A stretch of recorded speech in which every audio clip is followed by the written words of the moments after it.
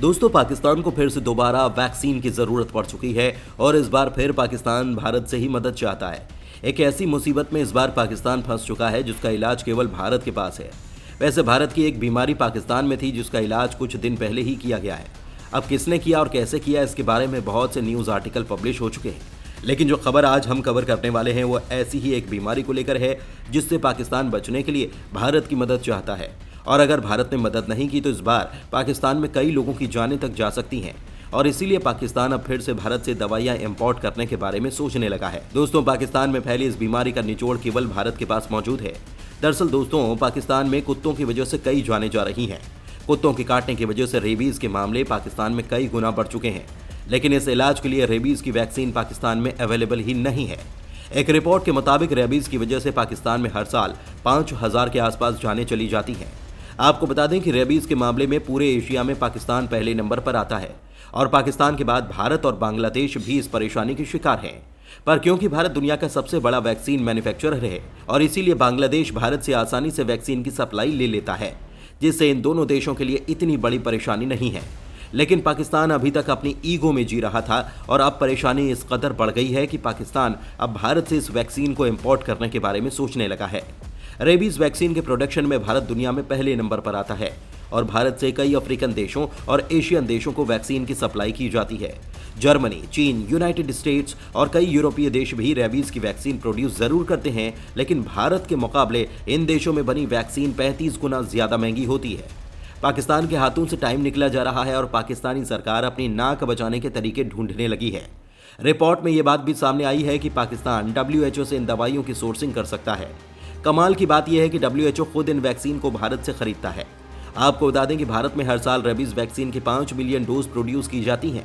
5 million इतना बड़ा आंकड़ा नहीं है, पर पूरी दुनिया में हर साल करीब 2 मिलियन रेबीज के मामले सामने आते हैं।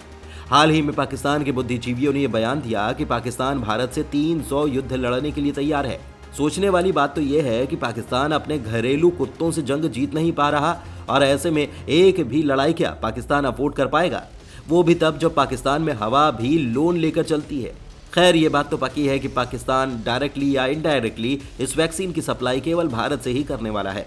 अब ये काम चोरी छिपे होगा या सबके सामने, ये तो आने वाला वक्त बताएगा। बाकी आपको क्या लगता है कि भारत को इंसानियत के नाते पाकिस्तान की मदद करनी चाहिए या नहीं? अपना जवाब हमें कमेंट सेक्शन में आप बता सकते हैं। ये तो हो गई पाकिस्तान को एक्सपोर्ट होने वाली वैक्सीन की बात, जिससे भारत को काफ़ी बड़ा मुनाफा हो जाएगा। इसके अलावा भी भारत अब एनर्जी सेक्टर की हर उस टेक्नोलॉजी को हासिल करना चाहता है जिसको लेकर अभी हमें इंपोर्ट के भरोसे बैठना पड़ता था।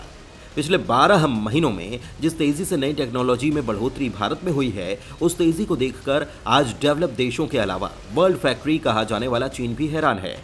मतलब ये कि एनर्जी स्टोरेज टेक्नोलॉजी को लेकर चाइना और यूरोपीय कंपनी की बादशाहत खत्म होती चली जा रही है। दुनिया के 3 से 4 देश अभी जिन चीज़ों को इजाद करते थे उन्हें सीक्रेट तकनीक बताकर डेवलपिंग देशों को बेचने के बाद मोटा मुनाफा कमाते थे। लेकिन भारत अब इस गैंग को तोड़ने के लिए कुछ ऐसे कदम उठा चुका है जिससे फ्रांस, जर्मनी, कोरिया और चीन जैसे देश अब केवल देखने के अलावा कुछ नहीं कर पाएंगे। ऐसा देखा गया कि जब भी किसी क्षेत्र में भारत कदम रखता है तो विकसित देशों की कुर्सियां डगमगाने लगती हैं। देखा जाए तो हर सेक्टर में भारत नई नई दुर्लभ तकनीक या तो विकसित कर रहा है या फिर इन तकनीकों को तेजी के साथ भारत में लाने की भरपूर कोशिश की जा रही है।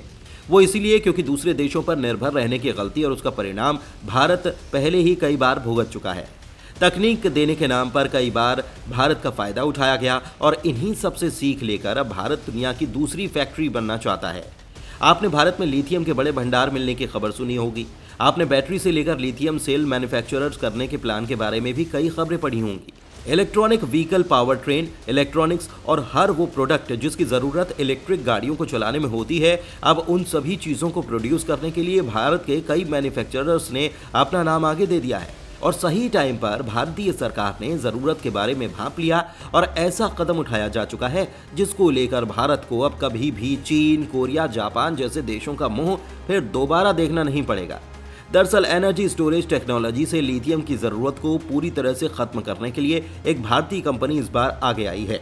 ऐसा इसलिए क्योंकि भले ही भारत में लिथियम के भंडार मिल गए हैं, लेकिन लिथियम की माइनिंग और रिफाइनिंग के महंगे प्रोसेस की वजह से बैटरी की कॉस्ट कई गुना बढ़ जाती है। जिस रेस में अभी तक चीन अकेला दौड़ रहा था, उस रेस में भारत भी शामिल हो चुका है।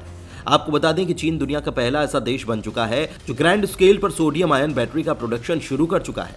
इसका मतलब ये कि सोडियम आयन बैटरी अब इतने बड़े लेवल पर प्रोड्यूस होना शुरू हो चुकी है कि चीन में एक बड़े लेवल पर इसका इस्तेमाल ऑटोमोबाइल और स्टेशनरी एनर्जी ग्रेड में किया जा रहा है। लेकिन भारत की एक कंपनी ने भी कुछ ऐसा कर दिखाया कि आईटी टेक्नोलॉजी ने स्वदेशी तौर पर सोडियम आयन बैटरी डेवलप कर ली है। लेकिन ये केवल इतनी सी खबर नहीं है।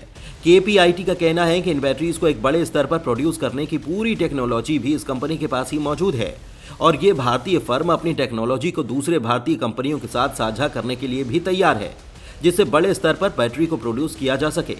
आपको बता दें कि सोडियम भारत के अलावा पूरे विश्व भर में भरपूर मात्रा में अवेलेबल है और इन बैटरीज की कीमत लिथियम बैटरी से 30% कम होती है। कमाल की बात यह है कि बैटरी को मैन्युफैक्चर करने का पूरा रॉ मटेरियल तक भारत में ही अवेलेबल है। लेकिन केपीआईटी ने अकेले टेक्नोलॉजी को डेवलप नहीं किया। इस प्रोजेक्ट के लिए केपीआईटी ने Indian institute of education and research Pune की मदद ली है और आईएसपीआर के साइंटिस्ट डॉक्टर सतीश ओखले की लीडरशिप में इस टेक्नोलॉजी को स्क्रैप से डेवलप किया गया है। कमाल की बात यह है कि ऐसे टाइम पर भारत से खबर निकल कर आई है जब चीन और जर्मनी दुनिया की पहली sodium ion battery power car launch कर चुके हैं।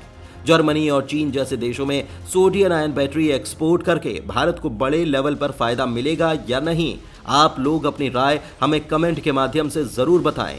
धन्यवाद।